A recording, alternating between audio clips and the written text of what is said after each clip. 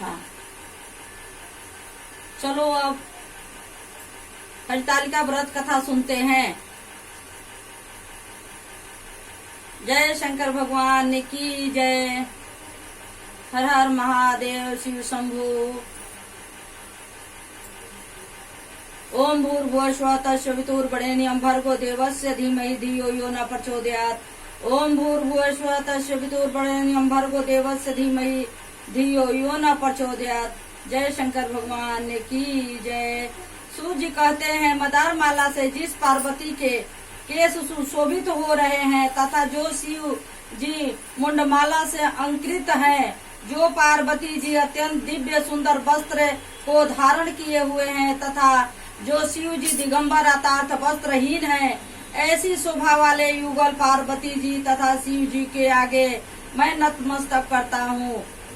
मन भावन कैलाश पर्वत के शिखर पर बैठी हुई पार्वती जी कहती हैं, हे परमेश्वर, आप हमें कोई ऐसा अनूठा गुप्त व्रत या पूजा मंत्र बताए जो सब धर्मों की उपेक्षा सरल हो तथा जिसमें श्रम भी थोड़ा कम करना पड़े और फल भी श्रम से अधिक मिले।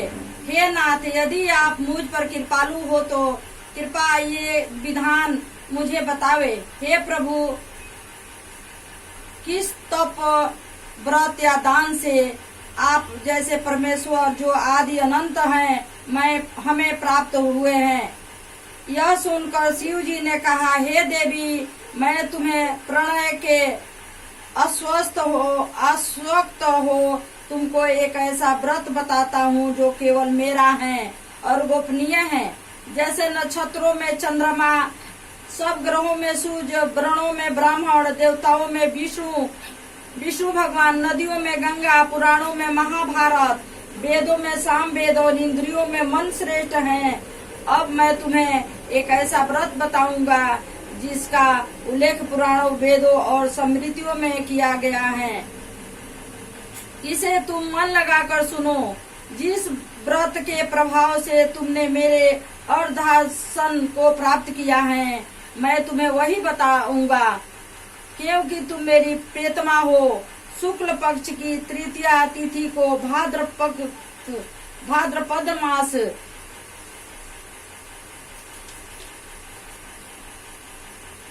में हस्त नक्षत्र से युक्त उसके अनुष्ठान से नारियों को पाप कर्मों से मुक्ति मिल जाती है।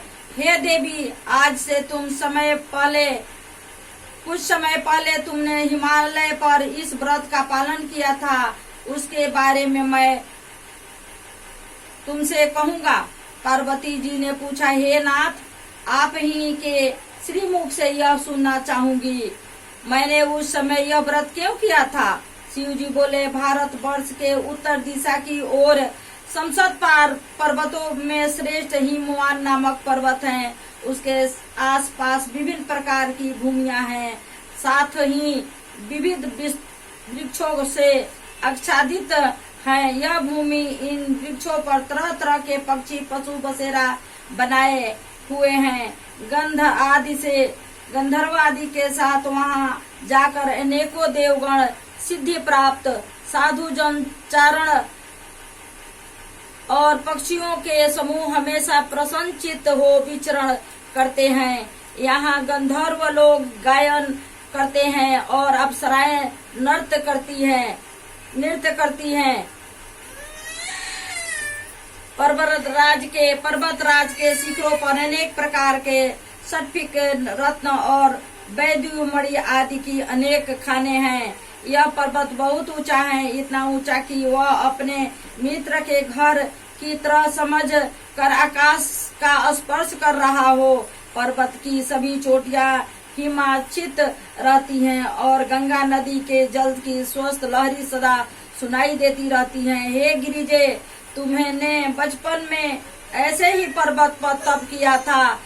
इस व्रत के पर्वत पर तुम 12 साल तक सिर के बल टंगी रही और धुआं पीकर जीवित रही। 64 वर्ष तक मात्र पेड़ पौधों के सूखे पत्ते खाकर जीवित रही। माघ के महीने में तुम जल पीकर जल में बैठी रही थी और बैसाख की चिलचिलाती दोपहर में पंचाग्नि में तप रहती थी। सावन के महीने में तुम खुले मैदान में बैठी रहती थी।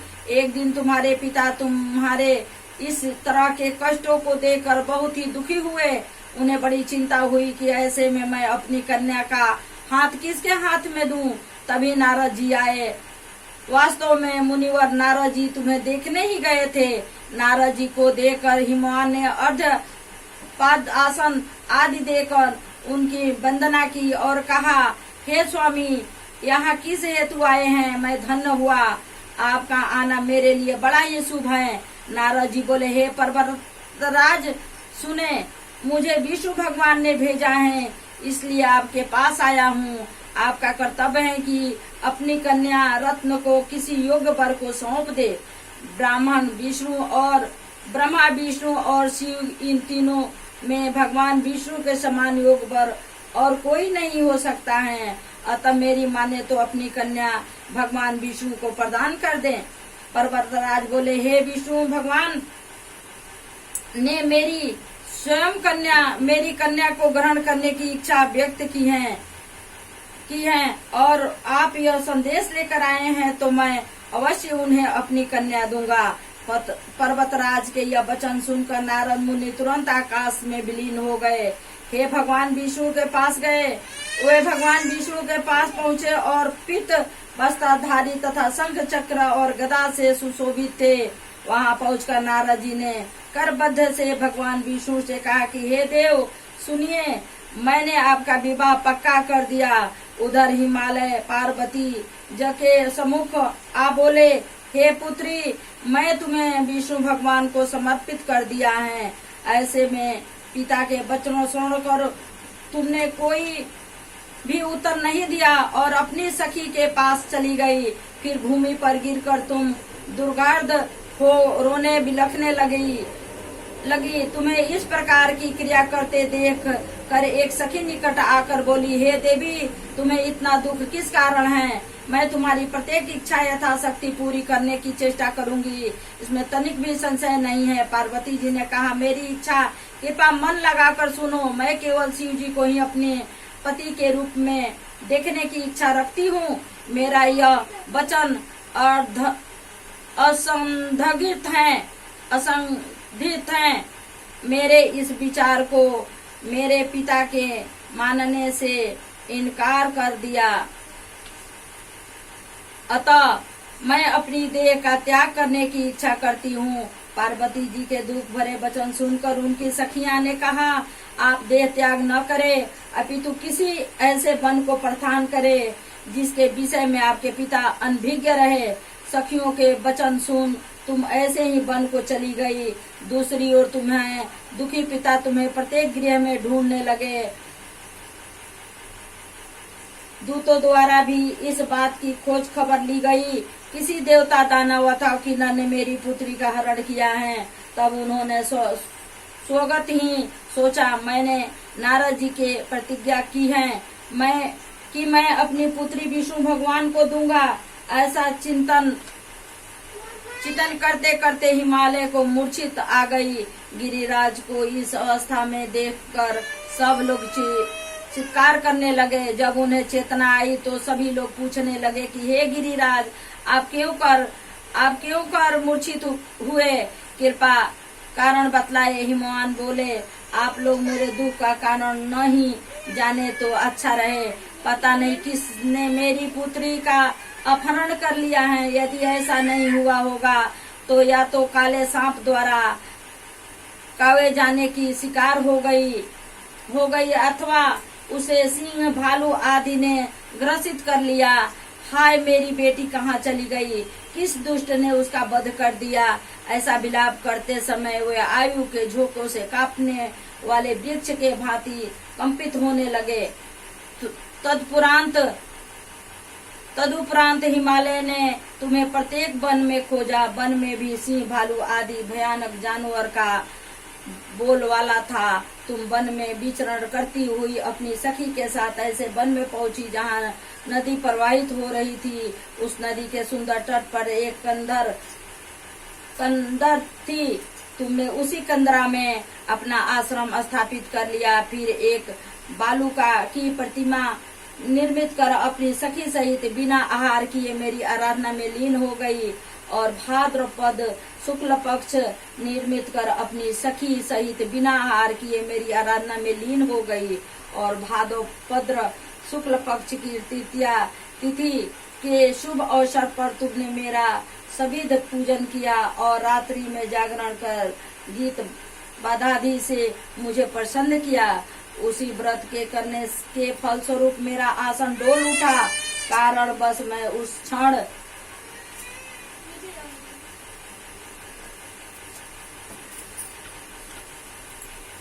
उस स्थान पर पहुंच गया जहां तुम अपनी सखी के साथ निवास कर रही थी। वहां जाकर मैंने तुमसे कहा, हे देवी मैं तुम्हें बहुत प्रसन्न हूँ। हे देवी मैं तुमसे बहुत प्रसन्न हूँ, तुम इच्छित वस्तु मांगो। तुमने कहा, मेरे देवता यदि मुझ पर प्रसन्न हो, अनुग्रह करना चाहते हो तो मुझे पति के रूप में प्राप्त हो। मैंने तथास्तु कहा और कैलाश पर्वत पर लौटने पर प्राप्त तुमने वह प्रतिमा नदी में बहा दी। फिर तुमने अपनी उस सखी के साथ उस महापर्व महाव्रत का पारण भी किया। उसी समय हिमवान भी वे तुम्हारे आश्रम के निकट आए, भूमि पर गिर गए। कुछ क्षणों प्रांत नदी के तट पर उन्हें 2 कन्याओं के दर्शन हुए। उन्होंने तुरंत तुम्हें अपनी छाती से लगा लिया और विलाप करने लगे। तत्परांत बोले, हे पुत्री, सिंह व्याघ्र से भयानक इस वन में तुम किस कारण से आई हो? तब पार्वती जी ने उत्तर दिया, हे पिताजी, मैं पूर्व ही स्वयं ही शिव जी को समर्पित कर चुकी हूँ, अपने को शिव जी को समर्पित कर चुकी हूँ। आपने उनके साथ विवाह की बात नहीं मानी, इस कारण मैं इस बिहड़ वन को चली आई। हिमवान ने उसे धैर्य बंधाया और कहा, हे पुत्री, तुम्हारी इच्छा के प्रतिकूल मैं कुछ भी नहीं करूँगा। उसी क्षण वह तुम्हें अपने घर ले आए और मेरा तुम्हारा विवाह संपन्न करा दिया। इस कारण तुमने मेरा आसन प्राप्त किया है। उस समय से लेकर अब तक किसी अन्य के समूह की इस व्रत के विषय में कहने का मुझे अवसर नहीं मिला। हे देवी, अब मैं तुम्हें यह वृत्तांत सुनाता हूँ। इस व्रत को हरतालिका के नाम से क्यों कहते हैं? पार्वती जी बोली, हे प्रभु, आपने बताया, नाम तो बताया, किंतु इस व्रत की विधि भी बताई है। इस व्रत को करने से क्या पुण्य मिलता है, क्या फल मिलता है, तथा कौन इस व्रत को कर सकता है? तब श्री शिव पार्वती जी बोले, हे प्रिय नारी जाति के हितार्थ मैं इस उत्तम व्रत को कहता हूँ। वे स्त्रियां जो अपने स्वभाव को खंडित देखना चाहती हैं, विधि पूर्वक इस व्रत को रखे। सर्वप्रथम केले के स्तंभ आदि से सुशोभित करके मंडप का निर्माण करे। तदुपरांत उसमें विभिन्न रंगों के रेशमी वस्त्र के चांदवे से सुशोभित कर चनादि सुगंधित द्रवों से उस मंडप को लीपे। तत्परांत शंख, मेरी व मृदंग आदि बाजे बजाते हुए जन समूह के साथ मंगलाचार करते हुए पार्वती जी तथा शिव जी की प्रतिमा को स्थापित करे। उस दिन पूरे दिन व्रत करके बहुत से सुगंध युक्त पुष्प, गंध और सुगंधित धूप तथा विभिन्न नैवेद्य से भरा पूजन करे, मेरा पूजन करे और समस्त रात्रि जागरण करे। सभी बताई गई सामग्री के अतिरिक्त नारियल, सुपारी, जम्बिक, नींबू, लौंग, अनार, नारंगी आदि जो भी फल उपलब्ध हो एकत्रित कर ले। उस ऋतु में जो भी फल फूल उपलब्ध हो उन्हें खास तौर पर रखे। तत्परांत धूप तथा दीप से सज्जित निम्न मंत्रों के उच्चारण द्वारा करके आराधना करे। तत्परांत शिव रूपिणे यहाँ से लेकर प्रसन्नता भव पार्वती के मंत्रों तक उच्चारण करके बंधन करे। इसका अर्थ है कि हे शिवे, शिव रूपणे मंगले, सब संप्रदायों की दात्री, हे देवी शिव रूपे आपको नमस्कार है। हे शिवे, आपको सर्वदा नमस्कार है। हे ब्रह्मण रूपिणी, आपको नमस्कार है। हे जग को धारण करने वाली, आपको नमस्कार है। हे शेर पर सवारी करने वाली शिव के भय से भयभीत मेरे जैसे दरिद्र की रक्षा करे। इस इच्छा को पूर्ण करने हेतु मैंने आराधना की है। हे पार्वती, मुझे राज्य तथा सौभाग्य प्रदान करे, मुझ पर कृपा दृष्टि रखे। मंत्रों के द्वारा पार्वती तथा शिव जी का पूजा करे। उसके बाद तदचित हो विधि से कथा श्रवण करे तथा ब्राह्मण को वस्त्र दी गौदान तथा स्वर्ण आदि दान करे। स्त्री पुरुष दोनों मन लगाकर एक साथ आराधना करे। तदंतर वस्त्र दी को जो भी उसका संकल्प करे। हे देवी, जो भी नारी इस विधि से मेरी आराधना करती हैं, उसे सब पापों से मुक्ति मिल जाती है तथा वह 7 जन्मों तक सुख तथा सौभाग्य प्राप्त होती हैं। लेकिन जो नारी तृतीया के तिथि को व्रत आदि न करके भोजन या खान पान करती हैं, वो 7 जन्मों तक बंध्या रहती हैं और पुनः वैधव्य को प्राप्त होती हैं। वह सदा दरिद्र रहती है, उसे पुत्र शोक से क्षुब्ध बद्ध रहना पड़ता है। वह कर्कशा लड़ाकी सर्वदा दुखी रहती है। इस प्रकार व्रत रखने वाली नारी को घोर नरक में जाना पड़ता है। तीज वाले दिन अनादि के भक्षण से सुखरी, फल भक्षण से बंदरिया, जल पीने से शोक, दूध पान से नागिनी, मांस खाने से बाघनी, दही खाने से बिल्ली, मिष्ठान भक्षण से चींटी, अन्य वस्तुओं को खाने से मक्खी के जन्म में आती है। यदि उस व्रत वाले दिन वह सोती है तो अजगरनी तथा पति को छलने से मुर्गी बनती है। अतः प्रत्येक स्त्री को निम्न पूर्वक व्रत करना चाहिए। व्रत के दूसरे दिन सवेरे स्वर्ण चांदी तथा तम्मा बांस के पात्र में अन्न भरकर ब्राह्मण को दान दे तथा प्राण आदि करे। इस प्रकार व्रत करने वाली को मेरे यानी शिव जी के समान पति को प्राप्त होती है। मरणासन अवस्था में उसका रूप तुम्हारे सदृष्ट हो जाता है। इस व्रत को करने से वह संसारिक भोगों तथा संयुक्त मुक्ति की भागी होती है।